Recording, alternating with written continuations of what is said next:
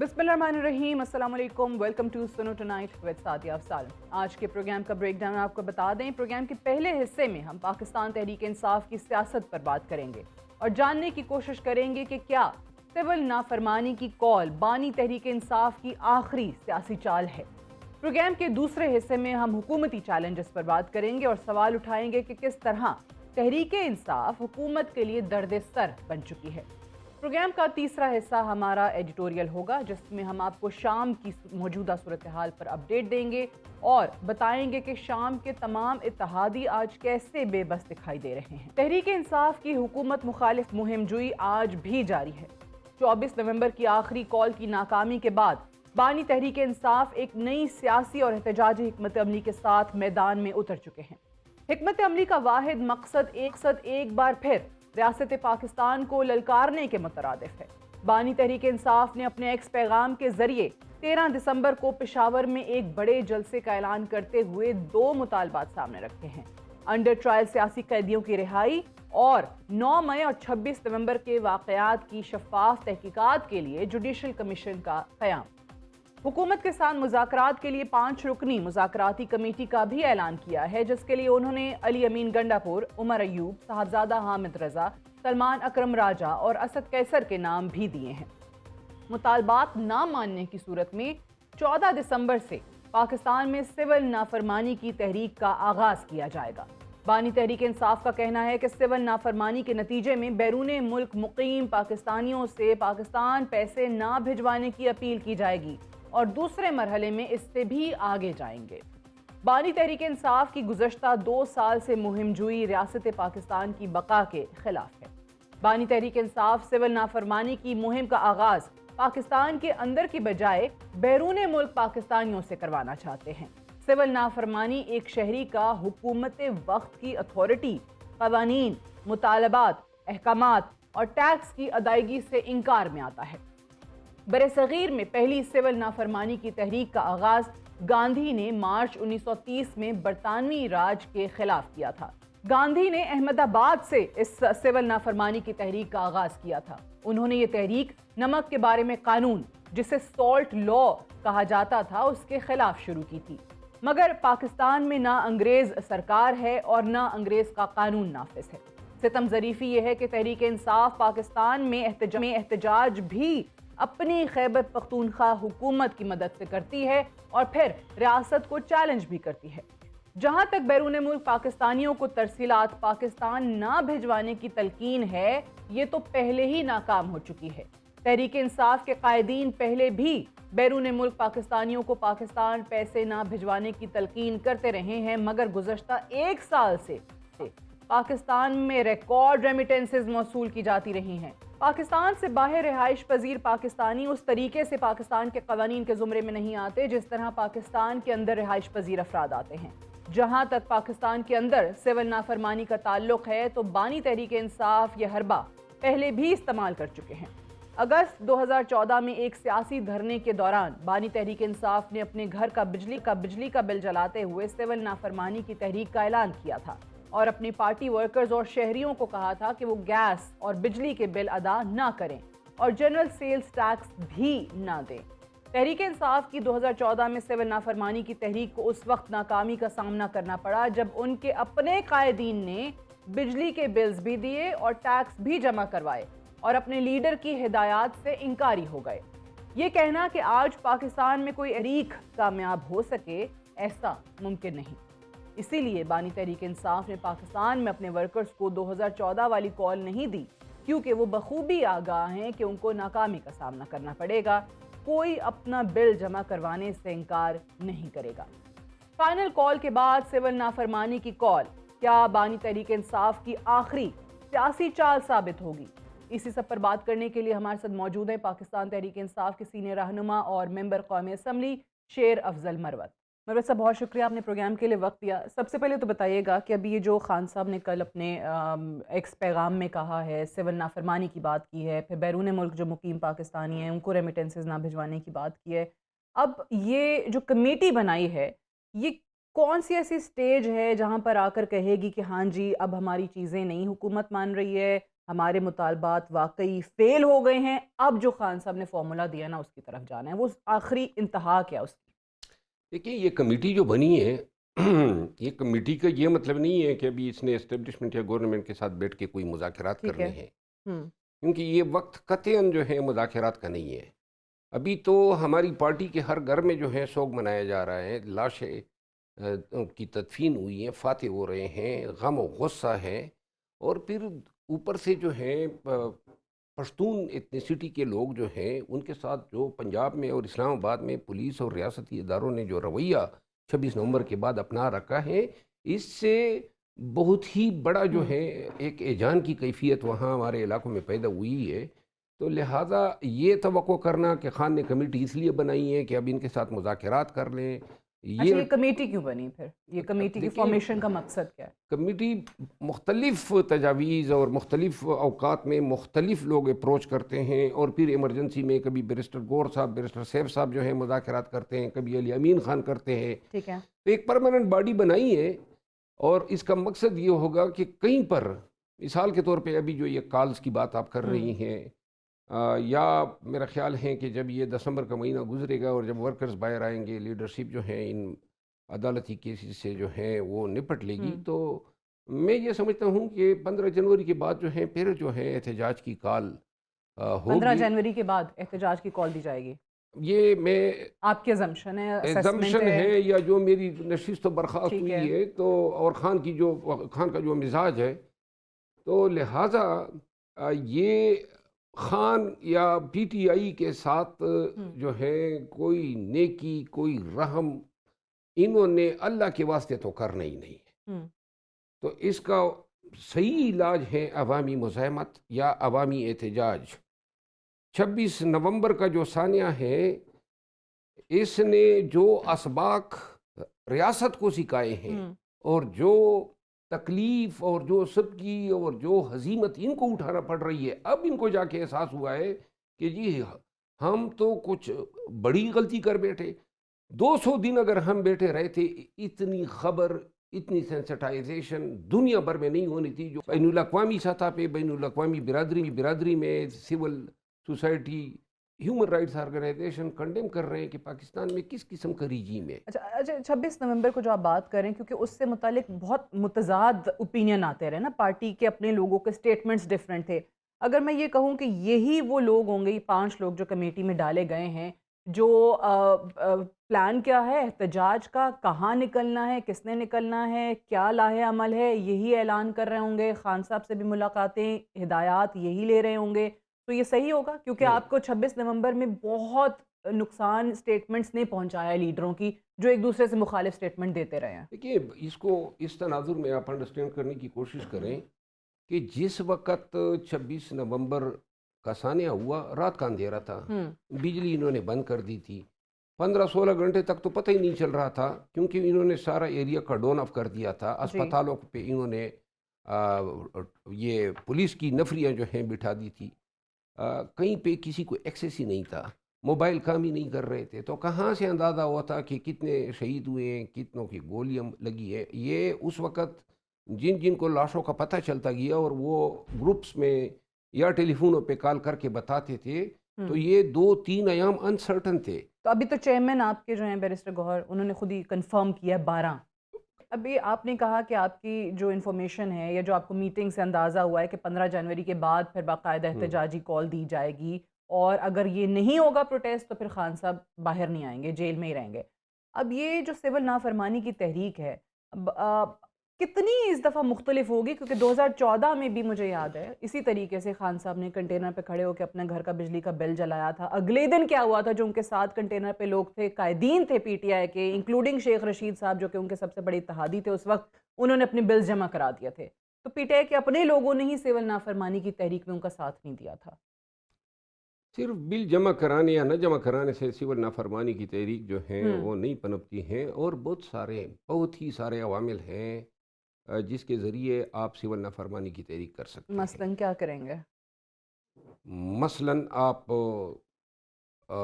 مثال کے طور پہ آپ چاہتے ہیں کہ میں حکومت کو مجبور کروں، تو سب سے اہم جو مجبوری ہوتی ہے وہ معیشت کی ہوتی ہے۔ جی بالکل ٹھیک ہے۔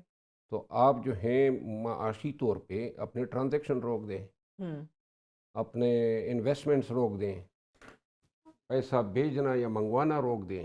یہ ایک میں آپ کو سپوز ایک پروپوزیشن دے رہا ہوں. میں نہیں چاہتا ہوں کہ یہ ہو باہر اس طرح. پاکستانی بیٹھے ہیں وہ بیچارے مزدور زیادہ طبقہ، اگر میں مڈل ایسٹ کی بات کرتی ہوں، اپنے گھر والوں کو پیسے بھجواتے ہیں. میں آپ کو بتاؤں نا، پاکستان تو چل ہی رہا ہے بیرون ملک پاکستانیوں کے ریمیٹنسز پہ. یعنی جتنا ہم نے قرضہ لیا ہے آئی ایم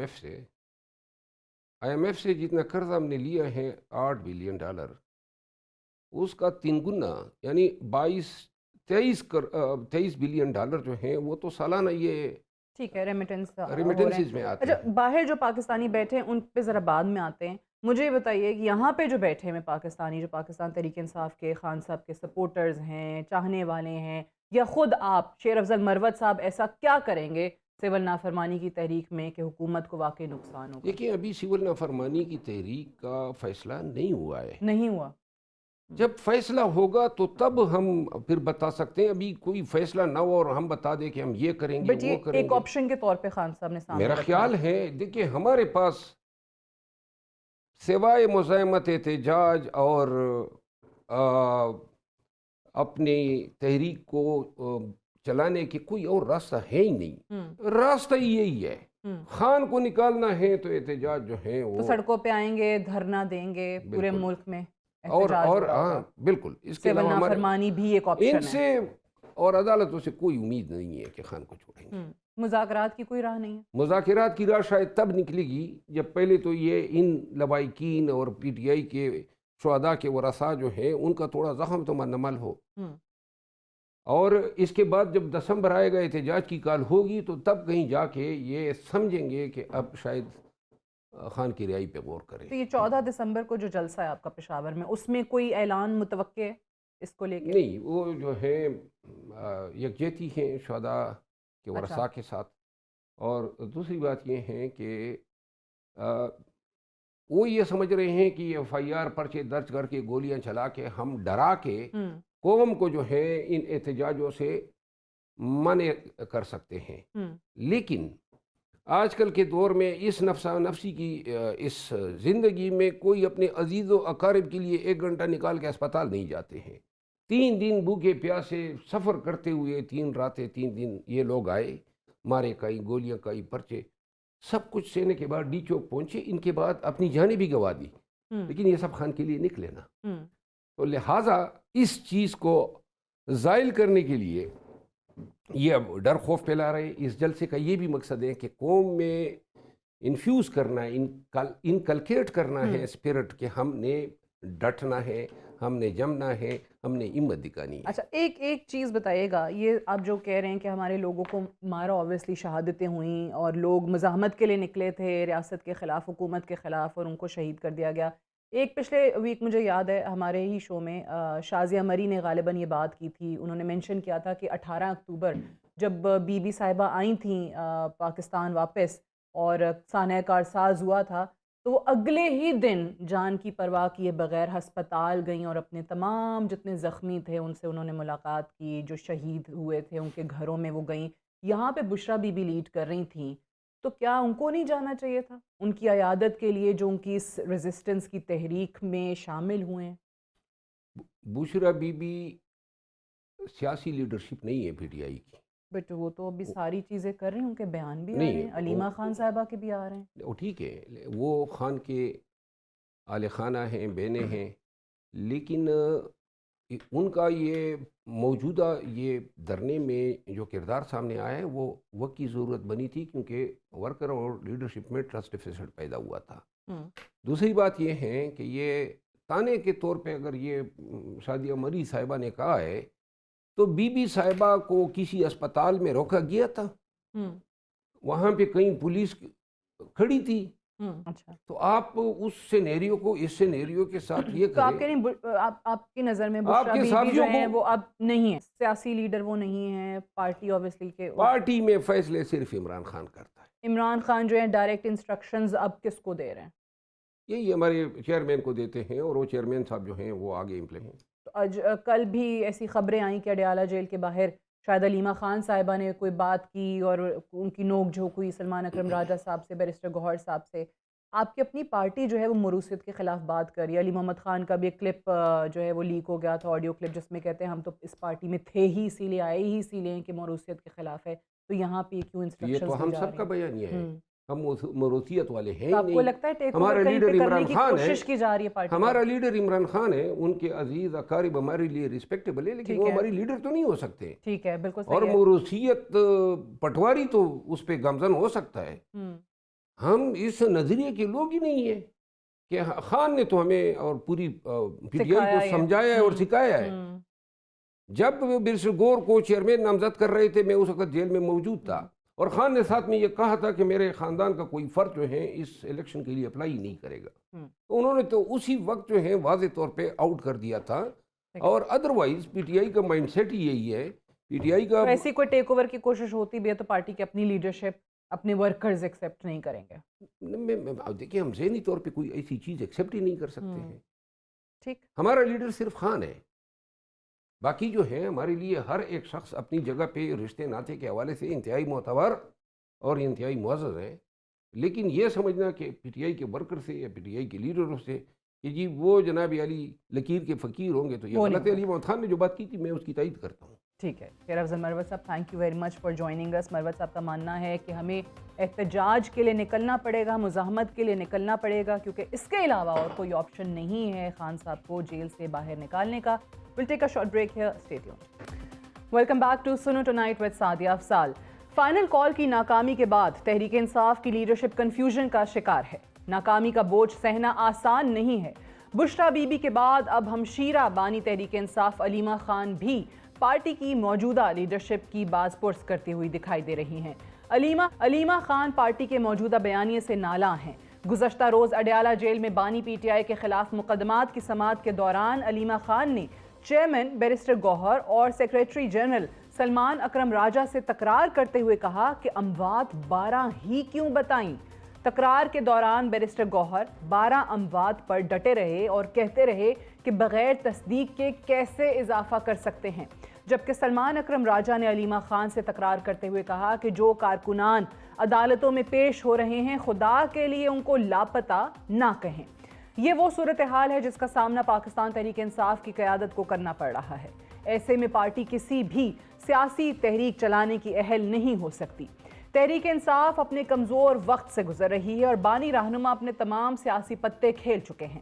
سول نافرمانی کی کال بھی پارٹی کی کنفیوژن کی نظر ہو جائے گی، جبکہ پارٹی کی لیڈرشپ پر 9 مئی کے کیسز میں بھی گھیرا تنگ ہوتا ہوا دکھائی دے رہا ہے. دوسری جانب اگر حکومتی اتحاد کو دیکھا جائے تو فائنل کال کی ناکامی کے بعد حکومت مذاکرات اور سیاسی مفاہمت کے عمل سے پیچھے ہٹ چکی ہے، لیکن ملک کی موجودہ صورتحال اس امر کی متحمل نہیں ہو سکتی.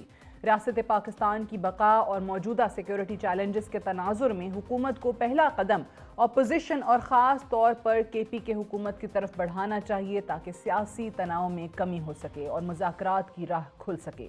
کیا اس بات کے امکانات موجود ہیں؟ پر بات کرنے کے لیے ہمارے ساتھ موجود ہیں پاکستان مسلم لیگ نون کے سینیٹر ناصر بٹ. بہت بہت شکریہ سینیٹر ناصر بٹ صاحب، آپ نے پروگرام کے لیے وقت نکالا.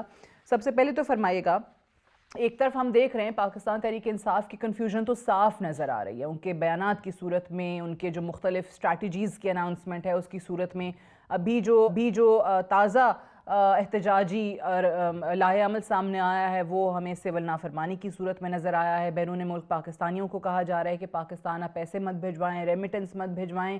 یہ تمام چیزیں کس جانب اشارہ کر رہی ہیں؟ ابھی مروت صاحب ہمارے ساتھ تھوڑی دیر پہلے شو میں تھے، انہوں نے کہا کہ ہم معاشی طور پہ جو ہے جب تک اس حکومت کو کمزور نہیں کریں گے تب تک کوئی اور مزاحمتی کی تحریک نہیں چل پائے گی. تو آپ کو لگتا ہے حالات اس طرف جا سکتے ہیں؟ بسم اللہ الرحمن الرحیم. دیکھیں، یہ عمران خان، علیمہ خان، بشرا بی بی اور بیرسٹر گور، مرجے جتنے آپ کہہ رہے ہیں، دیکھیں یہ ایک نہیں ہے. ہر کوئی کہہ رہا ہے میں لیڈر ہوں. یہ ایک مقافات عمل ہے کہ جس طریقے سے عمران خان آیا اب اسی طریقے سے وہ ڈیلوٹ ہو رہی ہیں، چیزیں ختم ہو رہی ہیں.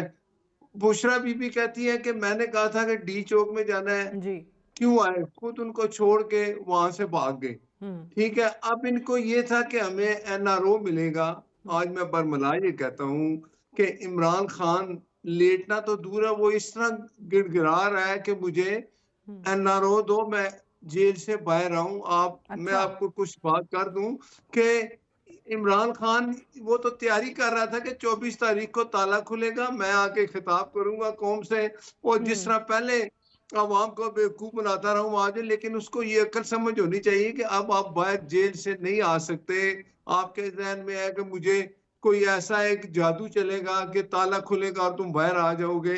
اب عمران خان NRO کے لیے پاؤں پکڑ رہا ہے. وہ ناصر بھائی صاحب، یہ جو آپ بات دیکھا کر رہے ہیں نا کہ اب وہ جیل سے باہر نہیں آ سکتا، آئی تھنک یہ بات پاکستان تحریک انصاف کی اپنی لیڈرشپ کو پتا ہے، کیونکہ شیر افضل مروت صاحب ابھی چند لمحے پہلے یہ بات باقاعدہ کر کے گئے ہیں کہ اور کوئی طریقہ نہیں ہے خان صاحب کو جیل سے باہر لانے کا، عدالتوں پہ ہمیں اعتبار نہیں رہا ہے، مزاحمت کرنی پڑے گی، سڑکوں پر جب تک نہیں آئیں گے، ریزسٹنس نہیں دکھائیں گے، تب تک خان صاحب جیل سے باہر نہیں آئیں گے. دیکھیں، یہ ان کے پاس ایک طریقہ رہ گیا لاشوں پہ سیاست کرنے کا. جھوٹ بولتے ہیں. اب آپ نے دیکھا جو سارا کچھ ہو رہا ہے، عمران خان یہ سمجھ رہا تھا کہ میں اپنا 24 تاریخ کو جو میں نے اعلان کیا ہوا ہے تو اسٹیبلشمنٹ سے، وہ کہتا تھا نا، آپ نے آپ نے سنا، وہ کہتا تھا میں نے بات کرنی ہے تو اسٹیبلشمنٹ سے. اور اس کو یہ اس کے کچھ لوگ جو بیرسٹر کو رہے ہیں وہ ایک ٹی وی پہ ایکسیپٹ کر چکے ہیں کہ ہماری بات ہو چکی تھی، ہم بڑے آگے نکل چکے تھے کہ ہم نے بس اب بات ختم ہو گئی ہے. لیکن پھر سلسلہ ٹوٹ گیا. بات یہ ہے کہ وہ جو کہتا تھا نا میں غلامی سے قوم کو آزاد کراؤں گا، یہ سائفر ہے، یہ فلاں ہے، امریکہ نے میرے خلاف سازش کی ہے. عمران خان اب اس حد تک بیٹھ گیا ہے کہ وہ سمجھ رہا تھا کہ میں باہر آؤں گا اور میرے جو پہلے جو میرے حالات تھے، جس طرح آرمی چیف اور سب چیف جسٹس میرے تھے، اب عمران خان کو یہ سمجھ آ جانی چاہیے اس نے جیل سے باہر نہیں آنا. جیل سے باہر وہ تب بھی آئے گا جب وہ اپنی بے گناہی ثابت کرے گا. لیکن یہ جو کچھ ہوا ڈی چوک میں، اس کا تو حساب اس کو دینا پڑے گا. بے گناہ لوگ دیکھیں، ہماری آرمی فورسز کے لوگ شہید ہوئے، پولیس والا شہید ہوئے، جو بھی واقعات ہوئے. آپ مجھے بتائیں، سیاسی جماعت اس طرح انتشار پھیلا کے تو وہ سمجھے کہ اگر جیل سے باہر آنا ہے تو ہر جماعت جائے، وہ 4,000 5,000 بندے لے کے ڈی چوک میں بیٹھے اور کہ جی میرے جو جیل میں بندے ان کو باہر نکالو. ایسا نہیں ہوگا. اب قانون کی حکمرانی ہوگی. قانون اگر کہتا ہے، جج عدالت میں جا کے یہ اپنی بے گناہی دیتا ہے تو باہر آئے گا. لیکن عمران کا باہر آنا جو ہے نا وہ بالکل نہیں ہے. اور عمران خان کو یہ سمجھ آ جانی چاہیے کہ میں اب جو وہ NRO مانگ رہا ہے اس کو کبھی نہیں ملے گا. ٹھیک ہے. اچھا، یہ بھی بتائیے کہ آپ جس طریقے سے کہہ رہے ہیں کہ NRO نہیں ملے گا، اور ہمیں بالکل اچھے طریقے سے یاد ہے کہ ان کی سٹیٹمنٹ آئی تھی اسٹیبلشمنٹ سے بات کرنے کی، وہاں سے ان کو obviously جواب پازیٹیو نہیں ملا ہے. لیکن ابھی ریزسٹنس پھر سے ہو، پھر سے اسلام آباد اور پنڈی کے شہریوں کی تکالیف میں اضافہ ہو، پھر سے راستے بند ہوں، ایئرپورٹس بند ہوں، فورن ڈیلیگیشنز نے آنا ہو، ان کو کوئی مشکلات ہوں، سڑکوں پر آ کر دھرنے دے کر بیٹھ جائیں، کیا اس کو روکنے کا کوئی طریقہ ہے حکومت کے پاس؟ کیا امکان ہے کہ ان کو مذاکرات کے ذریعے آمادہ کر لیں کہ بھائی یہ جو آپ اوورسیز پاکستانیوں کو کہہ رہے ہیں پیسے نہ بھجواؤ، وہ مت کریں، یہ سول نافرمانی کی تحریک چلیں، ناکام کامیاب کتنی ہوتی ہے وہ تو الگ بات ہے، لیکن ان چیزوں سے روکنے کا کوئی طریقہ حکومت کے پاس ہے؟ دیکھیں، جو سیاسی جماعت ہوتی ہے نا، سیاسی جماعت کا لیڈر وہ ہمیشہ ایک جمہوری طریقے سے بات کرتا ہے اور اس کی بات کو سنا بھی جاتا ہے. بات یہ ہے کہ یہ عمران خان وہی ہے، آئیے میں آپ کو خط لکھیں گے، پاکستان کے ساتھ بات نہ کرو. یہ کہتے ہیں نا کہ میرے لیے امریکہ مجھے آزاد کرائے گا، بن گیا اپنا یہ جو امریکہ کا صدر. بات یہ ہے کہ عمران خان کا ایجنڈا اگر یہی رہا ہے، اگر وہ جمہوری طریقہ اختیار نہیں کرے گا، اگر وہ بات نہیں کرے گا حکومت سے، یہ اس کی ایک غلط فہمی ہے کہ وہ اسٹیبلشمنٹ سے بات کر کے باہر آئے گا. اب آپ دیکھیں گے یہ بات بھی سامنے آپ کے آئے گی کہ عمران خان اپنی اشکن پہن کے تیاری کر کے 24 تاریخ کو وہ سمجھ رہا تھا میں باہر آؤں گا. بات یہ ہے کہ عمران خان کو اب آپ کو پتہ چلے گا کہ اس کے ارادے کیا ہیں. پاکستان میں جتنی دہشت گردی ہو رہی ہے، کیا کوئی سیاسی جماعت اپنے ساتھ جتھے لے کے گنز والے لے کے اس طرح آتے ہیں؟ عمران خان کو جمہوری طریقہ اختیار کرنا پڑے گا. اس سے بات اسی صورت میں ہو سکتی ہے جب وہ ایک جمہوری طریقے سے چلے گا, حکومت کے ساتھ بات کرے گا, اپوزیشن کا کردار ادا کرے گا. عمران خان کو یہ غلط فہمی اب ختم ہو جانی چاہیے کہ وہ جیل سے باہر آئے گا, اس کے لیے تالا کھلے گا, اسٹیبلشمنٹ اس کو اٹھا کے باہر لے آئے گی, یا وہ کے پی کے سے کچھ دہشت گردوں کو ساتھ میں لائے گا, آ کے ڈی چوک پہ حملہ کرے گا. یہ اس کا حساب اس کو دینا پڑے گا. دیکھیں ان کا جو نیریٹو ہے and especially through social media جو انہوں نے بہت پروان چڑھایا ہے وہ یہ بیانیہ ہے کہ ہماری لاشیں گرائی گئی ہیں, گو کے متضاد نمبر آتا رہا لیکن ابھی پارٹی کے چیئرمین جو ہیں وہ ایک نمبر پر ڈٹ گئے ہیں اور وہ 12 کیجوالٹیز ہیں. وہ کہتے ہیں ہمارے 12 لوگ شہید کیے ہیں حکومت نے گولیاں مار کے. دیکھیں میں کہتا ہوں کہ ایک بندے کا بھی دنیا سے چلا جانا, ایک انسانیت کا قتل ہونا, پوری کہتے ہیں نا کہ ایک بندے کا قتل ہونا پوری انسانیت کا قتل ہے. بات یہ ہے کہ یہ علیمہ خان کا بیان سننے, وہ کہتی ہے کہ بیرسٹر گور کو کہ تم نے کیوں کہا 12, تم کہتے ہیں زیادہ بندے دنیا سے چلے گئے. یہ جھوٹ بولتے ہیں, یہ لاشوں پہ سیاست کرنا چاہتے ہیں, یہ آپس میں ایک نہیں ہے. میں آپ کو لکھ کے دیتا ہوں کہ علیمہ باجی اور بشرا بی بی کے اچانک آپ دیکھیں گے کہ وہ سڑک پہ ایک دوسرے کے دستوں کرے وہاں ہوں گے. عمران خان کو اپنا ہے کہ مجھے باہر نکالو, اب آپ کو باہر نکال لیں گے اسی صورت میں جب آپ نے گناہوں کا حساب دو گے. تمہیں اب اسٹیبلشمنٹ وہ نہیں ہے جو تم ڈھونڈ رہے ہو کہ تم باہر آؤ گے, اور یہ تمہارے دماغ میں جو چیز آ گئی ہے کہ میں اسٹیبلشمنٹ سے بات کر کے جیل سے باہر آؤں گا. اب تم جیل سے باہر نہیں آؤ گے, اپنے کیے کی سزا پاؤ گے. اگر تم کہتے ہو کہ میرے ساتھ ناانصافی ہو رہی ہے تو اس کا آپ نے جواب عدالتوں میں اپنی بے گناہی ثابت کرنی ہے. اور عمران خان نے جو ابھی 26 نومبر کو جو کچھ ہوا ہے, جو ڈی چوک میں آ کے اپنے جو فورسز میں حملے ہوئے ہیں, ایک پولیس کا نوجوان جو ہے وہ شہید ہوا ہے, باقی 100 کچھ پولیس والے زخمی ہوئے ہیں. کیا جمہوری ملکوں میں ایسا ہوتا ہے؟ اب عمران خان نے باہر نہیں آنا اسٹیبلشمنٹ سے, وہ جتنی منتیں کر لے, پاؤں پکڑ لے, کچھ کر لے. ایک آخری ٹھیک ہے ناصر بٹ صاحب, ایک آخری سوال کا جواب دیجیے گا. اب جو 2 مطالبات ان کے سامنے آئے ہیں جس کے بعد کہا جاتا ہے کہ پھر ہم 7 نافرمانی کی طرف چلے جائیں گے اگر یہ مطالبات پورے نہیں ہوئے, وہ ایک تو اوبیسلی سیاسی قیدیوں کی رہائی کا مطالبہ کرتے ہیں, اور دوسرا 9 مئی اور 26 نومبر کو جو کچھ ہوا ہے اس کی تحقیقات جوڈیشل کمیشن سے کرانے کا. تو اس پہ تو حکومت کو ڈونٹ یو تھنک کہ اگری کر جانا چاہیے, ایک جوڈیشل کمیشن کا قیام ہو جائے؟ اگر یہ واقعی جھوٹ بول رہے ہیں, لاشوں کی سیاست کر رہے ہیں, جیسے کلیم کر رہے ہیں ویسا نہیں ہوا, تو آپ ہی لوگوں کا جو سٹانس ہے وہ ونڈیکیٹ ہوگا. دیکھیں بات سنیں, مجھے آپ بتائیں, انہوں نے پہلے کہا, ایک نے کہا تھا 278 بندے دنیا سے چلے گئے. بات ہے کہ ایک میں پھر کہتا ہوں کہ جو کچھ بھی ہے ابھی انکوائری ہو رہی ہے, ہر چیزیں سامنے آئیں گی. آپ کچھ دنوں بعد دیکھیں گے کہ ہر چیز سامنے آئے گی کہ کون لوگ تھے جو پکڑے گئے, وہ غیر ملکی تھے, کہاں سے آئے, کون لے کے آیا. بشرا بی بی اور پھر گنڈا پور بھاگ گئے, لوگوں کو وہاں لیتے جو کہتے ہیں نا کہ ہمارے ساتھ ظلم ہوا ہے. بھائی تم نے لوگوں کو وہاں لائے, ان کے ساتھ بڑی بڑی تقریریں کر کے ڈی چوک لے گئے کہ ہم یہاں سے اٹھیں گے نہیں, اور ان کو چھوڑ کے تم خود بھاگ گئے. بات یہ ہے کہ اب اس طرح کا وہ کہتا تھا نا عمران خان, پہلے بل جلاتا تھا بجلی کے بل نہ دینا, غیر جو اپنے اوورسیز کے پاکستانی تھے ان کو کہتا تھا پیسے نہ بھیجنا, کچھ نہ کرنا. یہ ملک دشمن لوگ کرتے ہیں. وہ تو ان کے اپنے لوگوں نے نہیں مانی تھی ناصر بٹ صاحب, وہ اگلے دن ان کے اپنے پی ٹی آئی کے لوگوں نے بل جمع کرا دیے تھے اگلے ہی دن. وہ تو خیر ہمیں پتہ ہے کہ کتنی کامیاب ہوئی تھی تحریک. دیکھیے اس کا یہی کام ہے, یہ الزام تراشیاں کرتا ہے. یہ وہی ہے جو کہتا تھا 35 پنکچر ہے, اور اس کے بعد کہتا تھا میں نے تو ویسے کسی سے سنا تھا. تو یہ اب اس کو جو ہے نا عمران خان کو نہ NRO ملے گا. ہاں اس سے بات ہوگی اگر وہ جمہوری طریقہ اختیار کرے گا. وہ کس سے بات کرتا ہے؟ محمود خان اچکزئی بیچارے سے.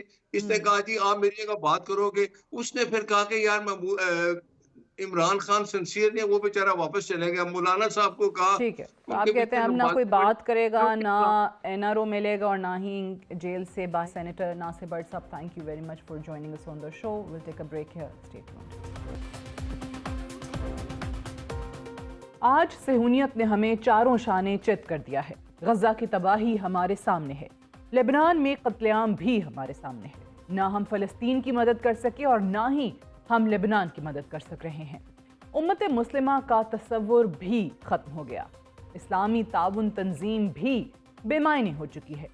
نہ ایران، نہ ہی سعودی عرب اور نہ ہی ترکیے کچھ کر سکے۔ سب کے سب بے بسی کا روپ دھارے بیٹھے ہیں۔ آج 15 ماہ بعد فلسطین میں قتل عام پہلے کی نسبت تیز ہو چکا ہے۔ فلسطینیوں کی شہادت ہماری ایک اخبار کی سرخی اور ہیڈ لائنز کی ایک خبر سے زیادہ اہمیت کی حامل نہیں رہی۔ ہماری کمزوری اور بے بسی کو دیکھتے ہوئے صہیونیت ایک نئے انداز میں حملہ آور ہو چکی ہے۔ ایک بار پھر ہمیں فرقوں میں تقسیم کیا جا رہا ہے اور ہمیں آپس میں ایسا لڑایا جا رہا ہے کہ ہم ایک دوسرے کے گلے کاٹنے پر مجبور ہیں۔ ایک مفاد پرست ٹولہ انقلاب کے نام پر صہیونیت اور مغرب کا اعلی کار بن کر مشرق وسطیٰ کے ملک شام کے خلاف جنگ کا آغاز کر چکا ہے۔ مغرب کی پشت پناہی میں داعش، القاعدہ اور حیات تحریر الشام نامی گروپ اس وقت شامی حکومت اور شامی صدر بشار الاسد کے خلاف حملہ آور ہیں۔ دہشت گرد گروپوں کی کوشش ہے کہ بشار الاسد حکومت کو اسلحے کے زور پر زیر کر دیا جائے اور مشرق وسطیٰ سے ایران کے اثر و رسوخ کو کمزور کرنے کے ساتھ اسرائیلی اثر و رسوخ کو مزید بہتر بنایا جائے۔ مغربی میڈیا سب کو بتا رہا ہے کہ شامی حکومت کے خلاف شام کے شہری اٹھ کھڑے ہوئے ہیں اور اپنے حقوق کی خاطر حملہ آور ہیں۔ دہشت گرد گروپس کو ماڈریٹ ریبلز کا نام دیا جا رہا ہے۔ مغربی میڈیا کے مطابق گروپس فری سیریا نام سے آزادی کی تحریک چلا رہے ہیں۔ آزاد مغربی مبصرین کا کہنا ہے کہ دہشت گرد گروپس کے آپریشن کے آغاز سے قبل ہی انقرہ کو ساری کارروائی سے آگاہ کر دیا گیا تھا۔ انقرہ کی رضامندی یا ممکنہ طور پر اس کی حمایت کے بغیر حیات تحریر الشام کا آپریشن کسی صورت ممکن نہیں تھا۔ جرمن تجزیہ کار مائیکل لوڈرز کا کہنا ہے کہ اس بارے میں کوئی شک نہیں کہ ترکیے جارحیت کے بارے میں پہلے سے جانتا تھا۔ جغرافیائی صورتحال کو دیکھتے ہوئے ہم کہہ سکتے ہیں کہ باغیوں کو فوجی امداد کی ضرورت ہے اور فوجی امداد صرف ترکیے سے حاصل کی جا سکتی ہے۔ دہشت گرد عناصر نے فری سیریا کے نام سے شروع ہونے والی جنگ کو سنی شیعہ گروپ کا روپ دینے کی کوشش کی ہے، جس سے خطے میں ایک نئی صورتحال پیدا ہو چکی ہے، جس کے بعد فلسطین میں اسرائیلی قتل عام کی کارروائیاں مکمل طور پر نظر انداز ہو چکی ہیں۔ روس اور ایران کی کوشش ہے کہ بڑھتی ہوئی کشیدگی کو روکا جا سکے۔ گزشتہ 15 ماہ کی اسرائیلی کارروائی کے بعد ایرانی حمایت یافتہ گروپ حماس اور حزب اللہ کمزور پڑ چکے ہیں۔ بشار الاسد کی حکومت کے گرنے سے ایران کی خطے میں طاقت بہت حد تک محدود ہو کر رہ جائے گی۔ اس لیے ایران کی خواہش اور کوشش ہے کہ کسی بھی طور پر بشار الاسد کی حکومت کو باغی تنظیموں کے ہاتھ جانے سے روکا جائے۔ شام کا ایک بڑا حمایتی روس بھی ہے، وہ بھی اس وقت مشکل صورتحال کا شکار ہے۔ گزشتہ 2 سال سے روس یوکرین محاذ پر سرگرم ہے اور یہ ایک ایسا وقت ہے جب بشار الاسد کے تمام حامی روس، ایران اور حزب اللہ کمزور ہو چکے ہیں۔ شام کی آج کی صورتحال میں سب سے اہم کردار ترکیے ادا کر سکتا ہے۔ یہی وجہ ہے کہ ایرانی اور روسی میڈیا صورتحال میں کشیدگی کا ذمہ دار ترکیے کو ٹھہرا رہے ہیں اور روس اور ایران کی کوشش ہے کہ انقرہ صورتحال کو سنبھالنے میں ان کی مدد کرے۔ دوسری جانب مغربی میڈیا رائٹرز کی ایک نیوز سٹوری گزشتہ 48 گھنٹوں سے بہت زیادہ گردش کر رہی ہے، جس کے مطابق امریکہ اور متحدہ عرب امارات نے بشار الاسد کو ایران کے ساتھ تعلقات منقطع کرنے کے ساتھ حزب اللہ کو ہتھیاروں کی سپلائی لائن بند کرنے کی صورت میں معاشی پابندیاں اٹھانے کی یقین دہانی کرائی ہے۔ شام پر امریکی پابندیوں کی مدت 20 دسمبر کو ختم ہو رہی ہے اور گزشتہ ہفتے باغی گروپوں کے حملوں سے قبل پابندیوں سے متعلق مذاکرات خاصے سرگرم رہے۔ رائٹرز کے مطابق باغیوں کی جارحیت اس بات کا واضح سگنل ہے کہ شام میں بشار الاسد کی حکومت کمزور پڑ چکی ہے اور امریکہ اور متحدہ عرب امارات اس صورتحال کا فائدہ اٹھانا چاہتے ہیں۔ امریکہ، اسرائیل، ترکیے اور متحدہ عرب امارات سب بخوبی واقف ہیں کہ آج صورتحال تبدیل ہو رہی ہے۔ بشار الاسد کے تمام حامی پہلے کی طرح شام کی مدد کرنے کی صلاحیت نہیں رکھتے اور سب کے سب موجودہ جنگوں کی وجہ سے کمزور ہو چکے ہیں۔ شام پر کاری ضرب کا یہ بہترین موقع ہے۔ اور شام پر قاری ضرب لگانے کے لیے ایک بار پھر مسلم دنیا کو فرقوں میں بانٹنے کی کوشش کی جا رہی ہے۔ آج کی صورتحال ہمارے لیے اور امت کے لیے لمحہ فکریہ ہے۔ آج بھی ہم مغرب کی سازشوں کو سمجھنے میں ناکام ہیں۔